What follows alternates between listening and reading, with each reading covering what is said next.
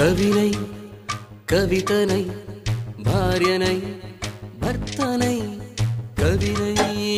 కవితనై భార్యనై భర్తనై మల్లెల దారిలో మంచు ఎడారిలో మల్లెల దారిలో మంచు ఎడారిలో పన్నీటి జయ గీతాల కన్నీటి జలపాతాల నాతో నేను అనుగమిస్తూ నాతో నేనే రమిస్తూ ఒంటరినై అనవరతం కంటున్నాను నిరంతరం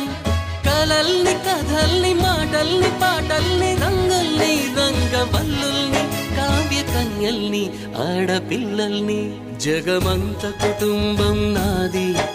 ఏకాకి జీవితం నాది